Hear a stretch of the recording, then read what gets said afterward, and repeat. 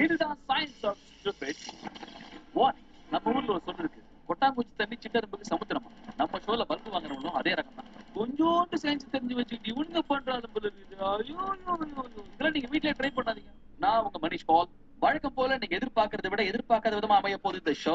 இது குதூகலத்தின் double dose.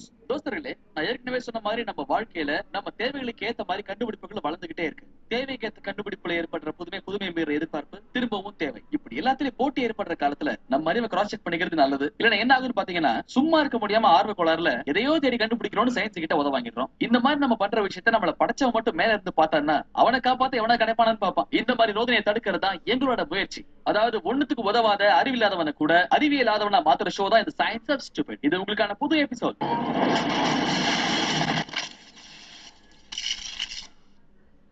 அதாவது இந்த டைம் பாஸ் பண்றதுக்காகவே நம்ம ஆளுங்க நிறைய விஷயங்களை கண்டுபிடிச்சு வச்சிருக்காங்க. இப்போ நான் பண்றதுக்கு பேரு ஜக்லிங்.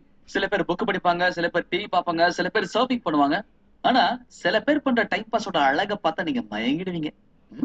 இதுக்கு பேர் தான் பிளாங்கிங்கா. இந்த மாதிரி குப்புற படுத்துக்கிட்டு நம்ம ரெண்டு கைகளையும் உடம்போட ஒட்டி வச்சுக்கணும். அதே மாதிரி கால்களையும் நீட்டி சேர்த்தே வச்சுக்கணும். உண்மையிலேயே இது ரொம்ப கஷ்டமான விஷயம் தான்ப்பா. அதுவும் இதை எந்த மாதிரி இடத்துல பண்றாங்க பாத்தீங்களா? இதை நமக்கு வீடியோ பேர் எடுத்து அனுப்புறாங்க. ரெண்டு பேர்ல எவன்டா குவாட்ட விடுறது? இதை பார்த்துட்டு நமக்கு இந்த பிளாங்கிங் பண்ணுங்கிற ஆசை வருது. இதே பிளாங்கிங் என்னால பிளான் பண்ணி கோடு போட்டு ஸ்கெட்ச் அடிச்சு